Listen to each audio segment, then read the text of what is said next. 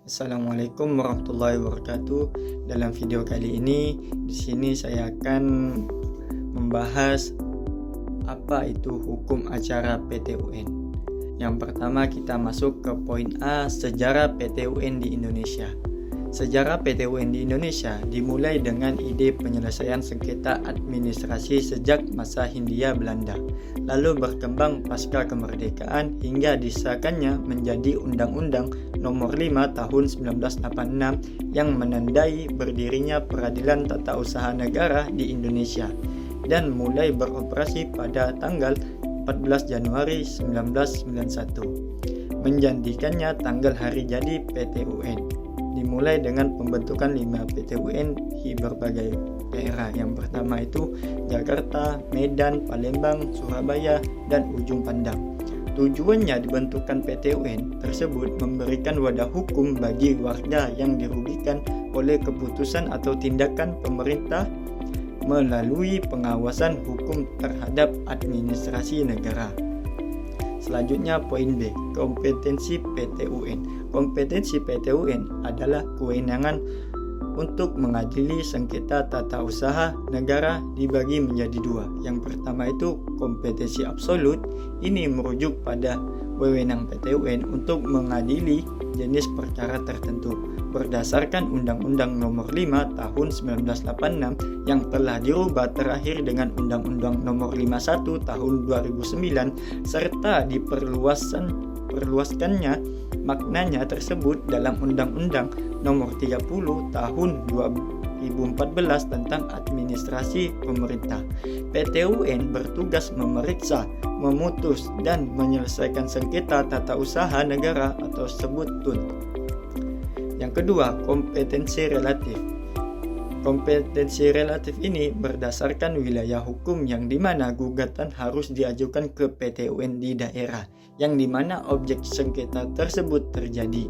Misalnya tanah yang menjadi perkara berada di Pontianak, maka gugatan tersebut ke PT-UN Pontianak.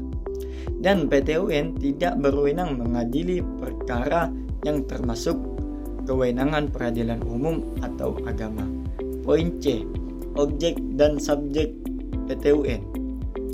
Objek PT-UN adalah keputusan tata usaha negara atau disebut KTUN.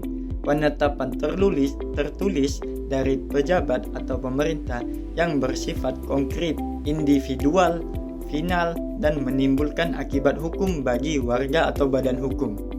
Contohnya yaitu penolakan izin usaha, pemberian hak guna usaha yang salah, subjek PT-UN, yang dimana terbagi menjadi dua, yaitu yang pertama penggugat dan tergugat.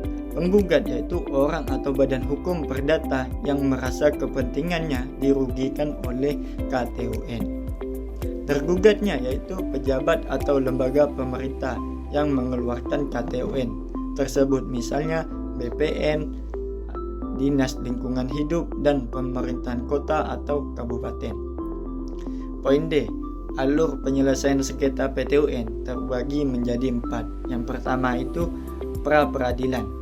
Sebelum mengajukan gugatan, penggugat wajib melakukan upaya administrasi terlebih dahulu, yaitu mengajukan penolakan atau banding kepada yang mengeluarkan KTUN hanya jika upaya ini gagal atau tidak ditanggapi dalam waktu yang ditentukan baru dapat mengajukan gugatan ke PT-UN. 2. Peradilan secara cepat. Setelah pra-peradilan gagal, gugatan diajukan ke PT-UN. Acara cepat adalah proses yang disediakan untuk perkara dengan kepentingan mendesak, misalnya keputusan pemerintah mengancam kesehatan atau harta benda yang berharga. Acara cepat tersebut ditangani oleh satu hakim saja. Prosesnya lebih singkat, hanya beberapa hari hingga minggu, dan fokus pada pemecahan masalah mendesak. Jika perkara tidak mendesak, akan diolah melalui proses acara biasa. Yang ketiga yaitu alat bukti.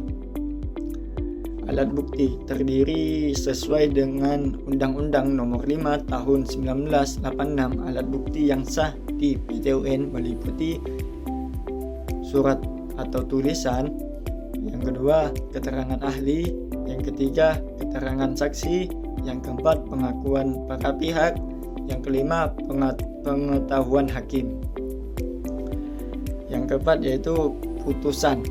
Setelah sidang acara cepat selesai, hakim mengeluarkan putusan yang dapat berupa yang pertama pembatalan seluruh atau sebagian KTUN, yang kedua pernyataan bahwa KTUN tidak sah, yang ketiga pemberian ganti rugi jika ada kerusakan akibat KTUN tersebut.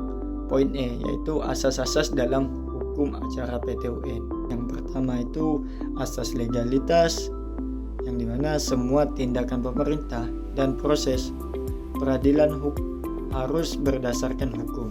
Yang kedua, asas keterbukaan. Sidang diadakan secara terbuka bagi masyarakat, kecuali ada alasan keamanan atau privasi.